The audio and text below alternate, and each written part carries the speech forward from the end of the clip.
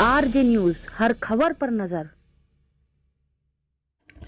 नमस्कार, आप देख रहे हैं आरजे न्यूज और मैं हूं आपके साथ मिथुन। दोस्तों, मानवता की सेवा करना अगर दिल में होता है तो इंसान कहीं ना कहीं से उस भावना को बाहर निकाल ही देता है। हाँ, आज हम आपके लिए एक और एपिसोड लेकर आए हैं जिसका नाम है एक कदम मानवता की ओर। और उसी मानवता के तहत हम आपको ऐसे ऐसे लोगों से मिलवाएंगे जिन्होंने अपने जीवन काल में मानवता की सेवा की है, इंसानियत की सेवा की है और अपने आप को एक अलग तरीके से साबित किया है। बहुत मुश्किल से ऐसे लोग मिलते हैं, उन लोगों को चुनना हमारे लिए बहुत मुश्किल होता है क्योंकि इस स्वार्थ भरी दुनिया में हर एक अपने निजी स्वार्थ के लिए मरता रहता है। लेकिन कुछ एक ही लोग ऐसे होते हैं जो शायद ही वो भगवान के अवतार के समान होते हैं, जो अपना स्वयं का कार्य छोड़कर, अपने स्वयं के परिवार को छोड़कर दूसरों के लिए अपना धन, कर्म और हर चीज न्यौछावर करते हैं।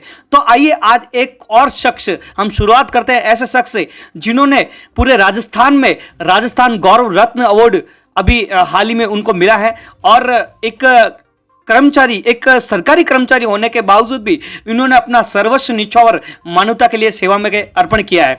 तो हमारे साथ में मौजूद है भोपालगढ़ के नारसर गांव के गणपत जी। तो सर, आपका बहुत बहुत स्वागत है आरजे न्यूज राजस्थान पर। धन्यवाद, बहुत बहुत धन्यवाद सर, मैं आपका एक संक्षिप्त परिचय जानना चाहूंगा। मैं गणपत मेघवाल, निवासी नारसर, और मैं पेशे से सरकारी अध्यापक हूँ। राजकीय उच्च माध्यमिक विद्यालय पालड़ी रणौता में वरिष्ठ अध्यापक हिंदी की पोस्ट पर हूँ। और सबसे पहली मेरी पोस्टिंग बरना बिलाड़ा के अंदर हुई और जून 2013 के अंदर मैं पालड़ी रणौता में आया हूँ। सर, आप अपने फैमिली बैकग्राउंड के बारे में कुछ बताएं हमें। हम 3 भाई और 1 बहन हैं और मेरी पत्नी है, वो भी पढ़ी लिखी है जी, सिलाई का काम करती हैं और मेरे इस मिशन के अंदर उन्होंने काफ़ी सपोर्ट किया है। और उनके बिना तो हम इस प्रकार के काम संभव कर ही नहीं पाते हैं, क्योंकि किसी भी ऐसी सफलता के अंदर किसी एक औरत का हाथ होता है और होना भी चाहिए।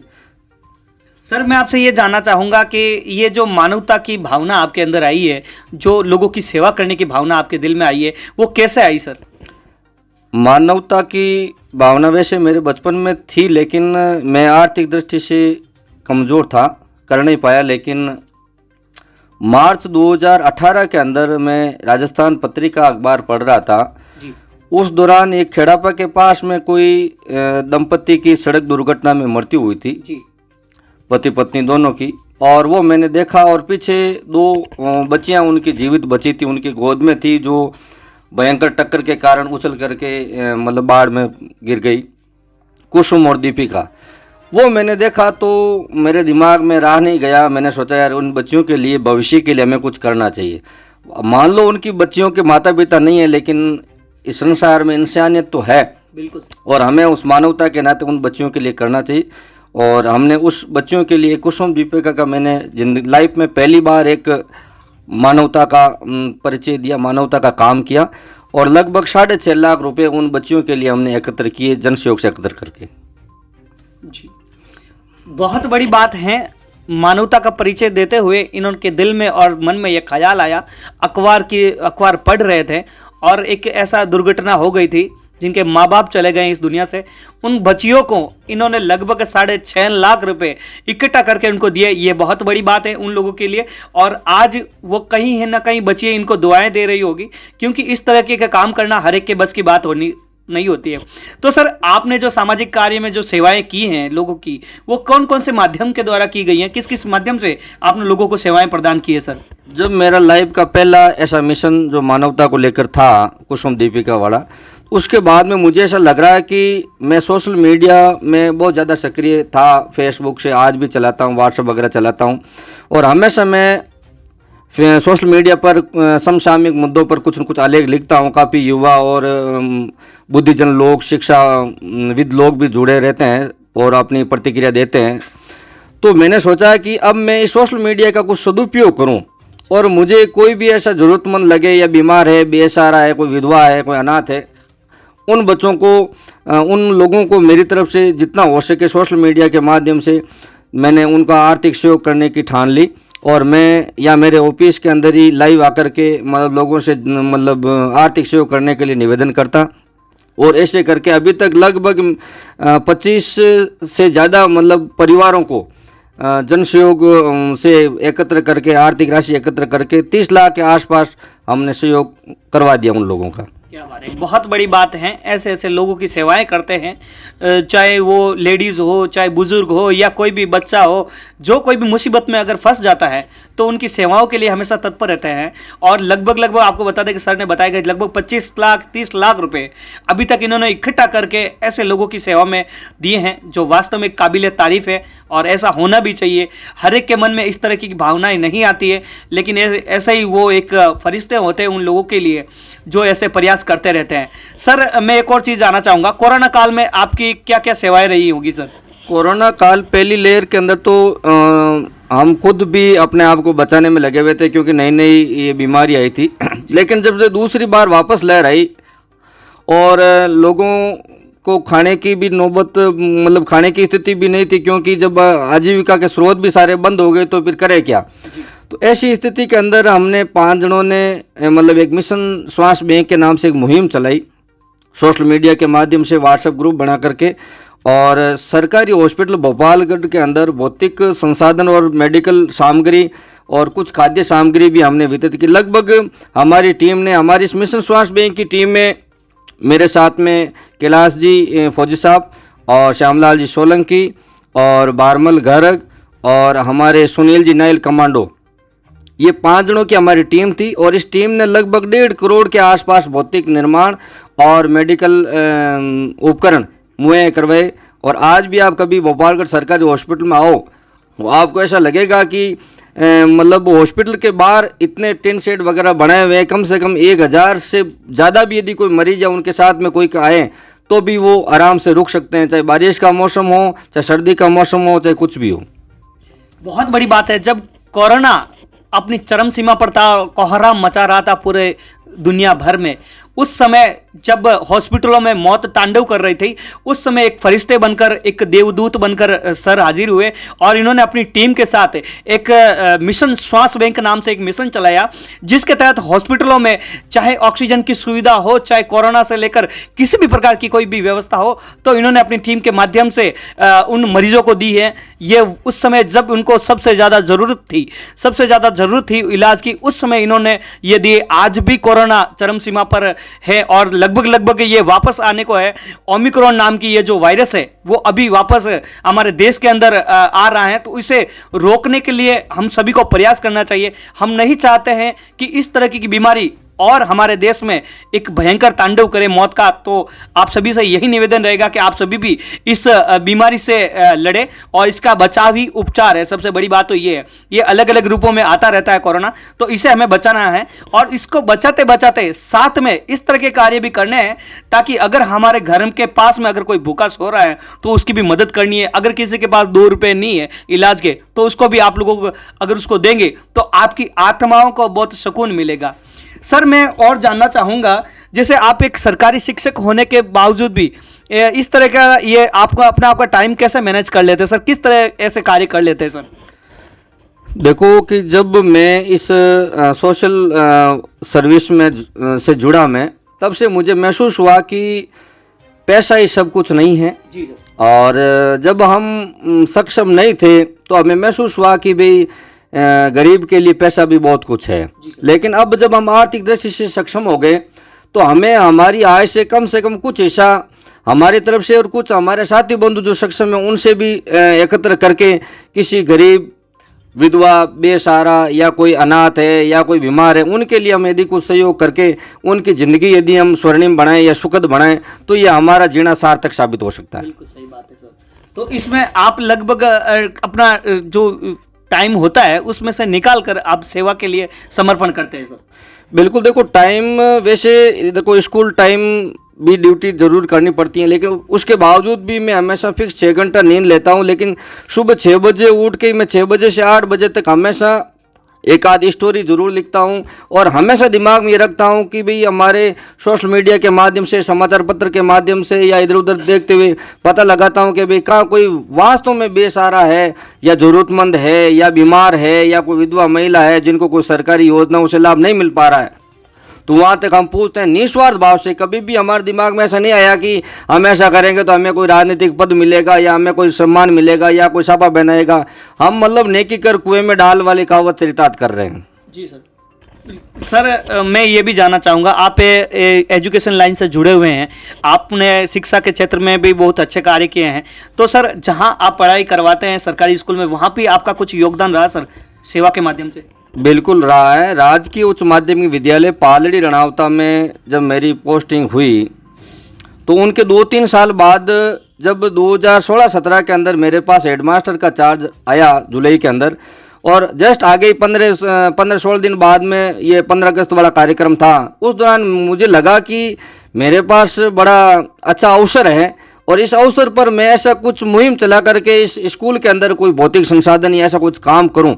तो मैंने ग्राम पंचायत पालड़ी रणावता के जो भी सरकारी कर्मचारी थे उन लोगों को एक व्हाट्सएप ग्रुप से जोड़ करके उनसे निवेदन किया कि भाई मैं आपके विद्यालय के लिए कुछ करना चाहता हूं और आप अपनी तरफ से यहाँ कुछ दान कुछ सहयोग करें। तो उन्होंने कहा बताइए। तो फिर मैंने अपनी तरफ से उनको कहा अभी कम से कम 5-5 टेबल स्टूल आप स्कूल में दो, ताकि हर विद्यार्थी कम से कम 8 विषय लगाकर 12 तक का विद्यार्थी टेबल स्टूल पर बैठे। तो जितने भी सरकारी कर्मचारी थे उन्होंने अपनी तरफ से 5-5 टेबल स्टूल के 6-6 हज़ार रुपये दिए और उस दौरान पहली बार 150 टेबल स्टूल बने। और कोरोना काल में भी लोग मतलब खाने को तरस दे रहे, उस दौरान भी गाँव वालों ने सपोर्ट किया और 200 टेबल स्टूल कोरोना काल में बनाई। इसके अलावा भी नाटसर मेरा गांव है, वहाँ के प्रिंसिपल महोदया ने भी मुझे कहा कि सर आप कुछ बार इतना कुछ करते हैं और आपका गांव है ना, यहाँ भी कुछ करना चाहिए। तो मैंने भी मेरे गांव के जितने भी पढ़े लिखे सक्षम हैं और सरकारी नौकर हैं उनसे भी व्हाट्सएप ग्रुप द्वारा निवेदन किया और 150 टेबल स्टूल बढ़ा करके नाटसर में भी दी। इसके अलावा कोरोना काल के अंदर सिर्फ भोपालगढ़ सरकारी हॉस्पिटल भी नहीं, पालड़ी के हॉस्पिटल में भी हमने मिशन चलाया, सुरपुरा में भी हमने मिशन चलाया, रजलानी में भी हमने मिशन चलाया, छापला में भी हमने मिशन चलाया। मतलब जहाँ तक हमारी पहुँच हुई और हम सक्षम हुए वहाँ तक हमने ये काम किया। और सिर्फ कई बार लोग कहते हैं कि सर आप मेघवाल जाति से और आप सिर्फ मेघवाल जाति के लोगों की सेवा करते हैं, ऐसा कुछ नहीं है। मैंने हर वर्ग का सपोर्ट किया करवाया है और गरीब की कोई जाति नहीं होती वास्तव में यदि देखा जाए, क्योंकि मैं न तो कोई जाति देखी न कोई क्षेत्र देखा। जुमनू में बैठा कोई बंदा है और हमारे से सहयोग मांग रहा तो मैं सोशल मीडिया पर लाइव आकर के मैंने उनकी सहायता करवाई बीमार की। इधर एक कोई भजन गायक था सुरेश मारवाड़ी पाली का, रानी फालना का, तो वो अनाथ कम उम्र में उनकी मृत्यु हो गई। उन बच्चों के लिए भी मैं सोशल मीडिया पर लाइव आकर के 1.5 लाख रुपए की वहाँ सहायता करवाई। और हर जाति की ज़रूरत नहीं है कि सिर्फ हर जाति के लोगों की हम सपोर्ट करवाई। अभी भी पिछले महीने यहाँ हमारे भोपालगढ़ के अंदर एक महिला थी यहाँ की निवासी गोमती मेघवाल नाम से, तो उनके दुनिया में उनकी 3 शादियाँ हुई और तीनों ही वो मतलब पति ख़त्म हो गए। और संयोग देखिए कि उनके कोई डॉक्यूमेंट वगैरह भी नहीं है, वो सारे डॉक्यूमेंट बनवाए। इस मिशन के अंदर हमारे पास मतलब शिवकांत जी सैनी थे, उन्होंने सपोर्ट किया और मुख्यमंत्री कार्यालय से लेटर पहुंचाकर उनकी सारी योजनाओं से जुड़वाया। और हमने और उनकी पूरी टीम ने उन्होंने भी अपनी तरफ से सहायता करवाई, लेकिन हम उनको बचा नहीं सके। अब उनका एक अनाथ बच्चा दुनिया में कोई नहीं है। हम चाहते हैं उनकी शिक्षा की सारा प्रबंध हम लोग करना चाहते हैं। जी, बहुत बड़ी बात है। सोशल मीडिया के माध्यम से आज का जो सबसे बड़ा प्लेटफॉर्म है, न्यूज़ चैनल और अखबार वगैरह ये तो है ही है, इसके अलावा सोशल मीडिया एक बहुत बड़ा प्लेटफॉर्म है अपनी बात रखने का, अपनी बात को दमदार तरीके से लोगों के सामने पहुंचाने का। तो सर ने सोशल मीडिया के माध्यम से लगभग करोड़ों रुपए इकट्ठा करके मानवता की सेवा में लगाए। ये वास्तव में एक बहुत बड़ा उदाहरण है मानवता का कि इस तरह के लोग भी आज दुनिया में हैं जो अपने लिए नहीं दूसरों के लिए जीते हैं। सर, आपके परिवार ने कभी इस बारे में आपका सपोर्ट किया है या कभी आपको रोका है क्या, और आपकी उनकी क्या प्रतिक्रिया? बिल्कुल देखो, ज़्यादातर मैं सोशल मीडिया में कभी लाइव आता हूँ, कभी अखबार में फ़ोटो वगैरह कोई खबर के साथ बात आती है तो घर वाले बातचीत तो करते रहते हैं कि भाई ये इतना कुछ है, ये मतलब अच्छी बात नहीं है। जबकि कारण क्या है, उनको इतना पता नहीं है क्योंकि वो गाँव में रहते हैं, लेकिन हम यहाँ भोपालगढ़ में रहते तो मेरी पत्नी पढ़ी लिखी, तो उनको तो पता है कि भाई जो ये कर रहे हैं निस्वार्थ भाव से कर रहे हैं, अच्छा कर रहे हैं। आज इनके नेतृत्व में इतना कुछ किसी एक गरीब परिवार को कुछ संबल मिले तो ये बहुत बड़ी बात है। और एक मैं बात बीच में कहना भूल गया था, कई ऐसे मिशन भी मैंने चलाए हैं जो न तो मतलब अखबार में आए न सोशल मीडिया में। पिछले 1 महीने पहले की बात है, एक लड़की जिनका BA B.Ed में सिलेक्शन हो गया था और न उनके फादर हैं और उनके न भाई बहन हैं और उनकी माँ भी मतलब पेशेंट है, वो मानसिक विक्षिप्त है। तो उन्होंने कहा सर मैं BA B.Ed करना चाहती हूँ लेकिन मेरे पास फीस के पैसे नहीं है, और अखबार में भी मेरी बात आनी नहीं चाहिए, सोशल मीडिया पर भी बात आनी नहीं चाहिए और आपसे वो करना चाहिए। तो मैं एक छोटी सी पोस्ट बना करके मेरे व्यक्तिगत मित्रों को मैसेज करके लगभग 45,000 रुपये एकत्र करके उस बच्ची की हमने फीस भरवाई, और हम दोनों पति पत्नी वहाँ जा कर के गार्जियन बने। वास्तव में कभी कभी ऐसा लगता है कि दुनिया में कई ऐसे हैं जो कुछ करना चाहते हैं लेकिन उनके पास है नहीं। बिल्कुल सर, भावनात्मक रूप से भाव से भर चुके हैं, क्योंकि ऐसी ऐसी घटनाएं हमारे जीवन में अक्सर होती रहती हैं जो हमें झंझोड़ कर रख देती हैं। हमारे दिल और दिमाग पर बहुत गहरा ये बातें असर करती हैं, ऐसी घटनाएं होती हैं। जैसे कि सर ने बताया कि एक बच्ची का लगभग अपने मित्रों के माध्यम से, व्यक्तिगत मित्रों के माध्यम से मैसेज करके 45 लाख रुपए इकट्ठा करके उस बच्ची 45,000 रुपए इकट्ठा करके उस बच्ची को दिए हैं। तो वास्तव में ये बहुत बड़ी बात है। उसके कोई भी फैमिली बैकग्राउंड भी इतना मजबूत नहीं था, माताजी मानसिक रूप से रोगी थी, और ये दोनों पति पत्नी गए और गार्जियन के रूप में उनका सपोर्ट किया, और आज हो सके अगर भविष्य के अंदर वो बच्ची किसी अच्छी पोस्ट पर बन जाए, कोई अच्छा मुकाम हासिल कर दे, तो ज़रूर उसकी जो दिल की दुआ है वो इनके साथ बनी रहेगी। सर मैं ये जानना चाहता हूँ, जैसे आपके समाज के लोग आपको किस नज़रिए से देखते हैं, वो आपका सपोर्ट करते हैं, और आपने अपने समाज में क्या सपोर्ट किया? बिल्कुल अच्छा प्रश्न किया आपने। मेरी समाज के लिए सबसे पहले हम लोगों ने, पढ़े लिखे और जागरूक लोगों ने मिलकर के हमारे समाज भवन के अंदर एक मेघवाल शिक्षा समिति के नाम से एक संस्था बनाई, और उसके माध्यम से हमने समाज के अंदर कोचिंग की शुरुआत की। भले ही वो कोचिंग लंबे समय तक नहीं चली, लेकिन समाज में एक मुहिम चली, और धीरे धीरे वही कोचिंग जाकर के एक लाइब्रेरी के रूप में विकसित हुई। अभी हमारे समाज के अंदर कम से कम 50-60 बच्चे वहाँ पढ़ते हैं, और इस रीट वाली वैकेंसी में 2-3 जनों का सिलेक्शन भी होगा, और मतलब वहाँ लड़कियाँ भी जाती हैं, औरतें भी जाती हैं, और एक अच्छा माहौल बना। शुरू में तो समाज के कई ऐसे, जिसे हम अपवाद कह सकते हैं, असामाजिक तत्व भी कह सकते हैं, उन लोगों के मन में ऐसी थिंकिंग आई कि यार ये अपने मतलब दुकान चलाते हैं कि भाई माँ साहब की दुकान है किताबों की, तो इस दुकान के किताबों की दुकान के कारण वह कोचिंग शुरू की है और किताबें बिकेगी। लेकिन अब मैंने तो किताबों की दुकान भी बंद कर दी है। मेरा ऐसा स्वार्थ नहीं है, हम निस्वार्थ भाव से काम करते हैं। लेकिन अब समाज के भी मतलब प्रबुद्धजन लोग हैं, जागरूक लोग हैं, उन लोगों को भी पता चला कि भाई अब ये बंदा वास्तव में निस्वार्थ भाव से काम कर रहा है, और समाज से हर संभव हमें सपोर्ट मिल रहा है। 36 कौम से सपोर्ट मिल रहा है। हमारे एक मैसेज से कभी भी ये लोग नहीं पूछते हैं कि आप हिसाब बताइए कितना कुछ है। क्या बात है, बहुत बड़ी बात है।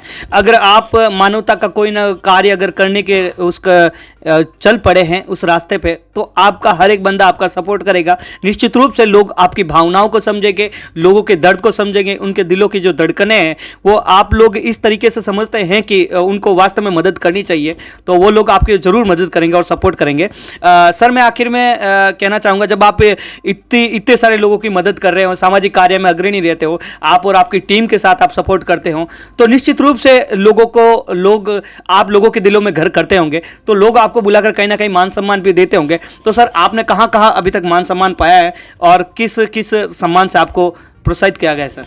बिल्कुल, देखो कि जब काम करता है कोई बंदा, उसे सम्मान मिलता है तो बहुत खुशी होती है, और वो मतलब एक पुनर्बल मिलता है उसे प्रोत्साहित होता है वो कि भी आगे मैं कुछ अच्छा करूं। लेकिन काम के बदले जब सम्मान नहीं मिलता तो उनकी जो विकास यात्रा होती है जो काम की, वो रुक जाती है। मुझे सबसे पहले एक दलित साहित्य अकादमी से मुझे समाज के अंदर इस प्रकार के जो जनहितकारी काम थे, समाज की जो सरकारी योजनाओं से जोड़ने के लिए, वहाँ मुझे दिल्ली में सम्मानित किया गया। उसके बाद शिक्षा विभाग से भी मुझे एक शिक्षक सम्मान, वरिष्ठ शिक्षक सम्मान का भी पुरस्कार मिला मुझे ब्लॉक स्तर पर राजस्थान सरकार द्वारा, जिसमें काफ़ी आवेदन आए, लेकिन एक सेकेंड स्तर पर मुझे वो सम्मान मिला। और समाज सेवा के स्तर पर भी मुझे यहाँ उपखंड अधिकारी महोदय ने भी सम्मान दिया। इसके अलावा जोधपुर के संभागीय आयुक्त थे सुमित शर्मा जी, उन्होंने भी संभागीय स्तर पर मुझे एक वृक्षारोपण के क्षेत्र के अंदर, क्योंकि मैंने मेरे ग्राम पंचायत पालड़ी रणावता के अंदर लगभग हमारी टीम ने, मेरे साथ रामदयाल जी जाखड़ और किशन लाल जी गुजर और पूरे स्टाफ बंधुओं ने, ग्रामीण लोगों ने मिलकर के लगभग 1000 पौधे लगाए, और मामा साहब के माध्यम से उनकी सिंचाई के लिए हमरा राम जी सोलंकी, सुपुत्र भाकर राम जी सोलंकी को हमने निवेदन किया, तो उन्होंने उन पौधों की सिंचाई के लिए ट्यूबवेल भी खुदवाई और सारे के सारे पौधे आज जीवित हैं। और हमने एक बच्चे को, स्थानीय बच्चे को मैंने पर्सनल जेब से उसे कुछ मेहनताना दे करके वहाँ रखता हूँ और कभी ऐसा नहीं सोचा कि भाई मुझे इनके लिए कुछ पैसे चाहिए। और थोड़े थोड़े पैसे करके बाद जो सड़क के किनारे कुछ पौधे हमने लगाए हैं, उनकी जाड़ी भी हमने 17-18 हज़ार रुपये थोड़े थोड़े पैसे करके वहाँ लगे और वो अच्छी स्थिति में है। इसके बाद मुझे यहाँ आपके पिपाड़ सिटी के अंदर उपखंड अधिकारी महोदय ने संगीत के क्षेत्र में भी मुझे एक कलाकार के रूप में सम्मान भी किया। और इसके अलावा मुझे ग्राम पंचायत पहाड़ी रणावता की तरफ से भी सम्मानित किया गया। और अभी मुझे सिम्पी फाउंडेशन जयपुर में मुझे मेरे जितने भी ये समाज सेवा के क्षेत्र में जो काम किया, जागरूकता के माध्यम से, सोशल मीडिया के माध्यम से जो भी काम किया, तो राजस्थान गौरव रत्न अवार्ड भी मुझे अभी जयपुर के अंदर 26 दिसंबर को मिला है। बहुत बड़ी बात है। देखिए मानवता की सेवा इनके दिल के अंदर इतना घर कर गई है कि ये सोशल मीडिया और अन्य को माध्यम से, अपने मित्रों के माध्यम से, लोगों के माध्यम से पैसा इकट्ठा करके लोगों को देते हैं, वो एक अलग बात है। लेकिन उन्होंने अपने खुद की जेब से भी, अपने खुद के जो अंशदान से भी कुछ रकम निकालकर अपनी कमाई के भी एक ऐसा बंदा नियुक्त किया है जो हमेशा एक पेड़ों को पानी पिलाता है, उनकी सेवाएं करता है। सच्ची में सर आपकी जो सेवाएं हैं वो वास्तव में बहुत काबिल तारीफ है। और आपको देखकर मैं समझ सकता हूं कि हमारे दर्शकों के दिल में भी ऐसी भावनाएं जरूर उमड़ रही होगी कि हमें भी ऐसा कुछ जरूर करना चाहिए जिससे लोग हमें भी और हमारे काम को भी सराहें। सर आखिर में मैं आपसे एक और सवाल करना चाहूँगा। सर जैसे कि हमने सुना है कि आप राजस्थान फिल्म इंडस्ट्री में भी काफ़ी सक्रिय हैं, सांस्कृतिक प्रोग्राम में भी काफ़ी आप आगे रहते हैं, गाने वगैरह बनाते रहते हैं सर, तो इसके बारे में हमारे दर्शकों को थोड़ा कुछ बताइए। ये भी आपकी एक अलग से रुचि है सर। बिल्कुल, देखो एक तो मैं थोड़ा पीछे वाले सवाल का तो कुछ जवाब देता हूँ। मैंने 2009-10 के अंदर मैंने हिंदी व्याकरण को देश में पहली बार दोहा में लिखा था, तो इंडिया बुक ऑफ रिकॉर्ड में भी मेरा नाम दर्ज हुआ। और इसके अलावा एक हमने ऐसा एक और मिशन चलाया था जिसके अंदर यहाँ खेड़ापा के पास भिकमकोर गांव है, वहाँ के एक सुनील मेघवाल के नाम से जो अंतर्राष्ट्रीय खेल में उसका चयन हुआ, बेचारे के पास पैसे नहीं थे वहाँ जाने के लिए, तो हमने व्हाट्सएप ग्रुप बना करके उनके लिए 1 लाख रुपए एकत्र करवाए और वो हमारे देश के लिए गोल्ड मेडल लेकर के आया था। और अब बात मैं बता रहा हूँ आपको म्यूजिक के लिए, तो मेरे म्यूजिक मैं पहले मैं ज़रूर जब से टीचिंग लाइन में आया, मैं स्कूल के अंदर सांस्कृतिक कार्यक्रम कराता रहा हूँ। लेकिन 2018 मार्च के अंदर मैंने एक ऊंचा दोहरा माते रोयडो के नाम से एक सॉन्ग गाया। उस सॉन्ग को गाने के बाद में लगभग 2.5 लाख लोगों ने जब देखा तो मैंने सोचा कि यार जब हम अच्छा लिख सकते हैं और अब गाने के बाद भी हमें इतना अच्छा व्यूवर्स मिल रहे हैं, हाँ रेस्पॉन्स मिल रहा है, तो हमें आगे भी कुछ करना चाहिए। तो अभी तक लगभग मैंने 100 से ज़्यादा गीतों में आवाज़ दी है और 1000 से ज़्यादा गीत हमने लिखे हैं। और मेरा खुद का भी राजस्थानी गणगौर म्यूजिक के नाम से चैनल भी है और मैं कभी कभार इस गीतों के माध्यम से उस चैनल पर लाइव भी आता हूं। लेकिन ज़्यादातर पिछले 3-4 महीनों में मैं सोशल सर्विस को लेकर के ज़्यादा सक्रिय हूं और रहना भी चाहिए, मेरा फ़र्ज है। और मुझे बहुत आत्मिक शांति मिलती है कि मैंने किसी की भलाई की है। बिल्कुल, बहुत बड़ी बात है। सर म्यूजिक लाइन में भी काफ़ी सक्रिय हैं, जैसे कि सर ने बताया कि हज़ारों गाने इन्होंने लिखे हैं और हज़ारों गाने इन्होंने गाए हैं, तो ये बहुत बड़ी बात है। अपनी अपनी रुचि के तौर पर भी ये इस चीज़ को दर्शाते हैं। और सबसे बड़ी बात है जो सामाजिक सेवा में इनके जो कार्य हैं वो वास्तव में सराहनीय हैं, लोग वास्तव में इनके कार्य को देखकर सराहते भी हैं। सर आखिर में मैं अपने दर्शकों को कि आप अपने मेरे दर्शकों को क्या संदेश देना चाहेंगे सर? मैं सभी दर्शकों को पहले तो आपको धन्यवाद देता हूं, आपके आरजे न्यूज़ चैनल को, कि मुझे मतलब यहाँ इस मंच तक लाने के लिए आपने मौका दिया। और दूसरी बात, मैं जितने भी दर्शक सुन रहे हैं उनको मैं ये कह रहा हूँ कि भगवान ने आज आपको आर्थिक रूप से सक्षम बनाया है। भले ही आप सरकारी कर्मचारी नहीं हो, लेकिन आप अपने धंधे से, अपने हुनर से, अपनी कला से आर्थिक रूप से सक्षम हो, तो जितना हो सके आप लग रहा है कि भाई मैं किसी एक गरीब बच्चे की सहायता कर सकता हूँ, गरीब व्यक्ति की सहायता कर सकता हूँ, बीमार व्यक्ति की सहायता कर सकता हूँ, या कोई ऐसा कोई वन्य जीव है उनकी मैं सेवा कर सकता हूँ, या अपनी ज़िंदगी में आप ऐसा लग रहा है कि मैं इस जगह पर 4-5 पौधे लगाकर इस जगह को मैं थोड़ा एक सुंदर बना सकता हूँ, तो ऐसा अवसर ज़िंदगी में कभी नहीं गंवाएं। ये मानव जीवन क्षणभंगुर है, ये सारी दान दौलत यहीं पड़ी रह जाएगी, फिर कुछ नहीं बचेगा। ये सारे जितने भी हमने खून पसीने से पैसे एकत्र किए हैं, ये सारे लोग ऐसे ही खाएंगे। इसलिए हमारे जीते जी हमारे आंखों के सामने यदि किसी का भला हो, ये आपके लिए बहुत ही बड़ा सुखद क्षण होगा। बिल्कुल, बहुत अच्छी बात कही सर ने कि आप जिस तरीके से सामाजिक सेवा, प्राणी सेवा, जीव सेवा या वृक्ष सेवा कर सकते हो तो आप अपने तरीके से ज़रूर करें, क्योंकि जब आप ये कार्य करते हैं तो आपको एक आत्मिक शांति मिलती है, जो शांति करोड़ों लाखों रुपए देकर भी आप नहीं खरीद सकते। तो बहुत बड़ी बात है, आप अपना एक कदम ज़रूर मानवता की ओर बढ़ाएं। मैं एक बार फिर आपके साथ और हाजिर होऊंगा एक और नए व्यक्ति के साथ जिन्होंने अपना सर्वस्व मानवता के लिए न्यौछावर किया है। आप देखते रहिए RJ न्यूज़ राजस्थान, एक कदम मानवता की ओर।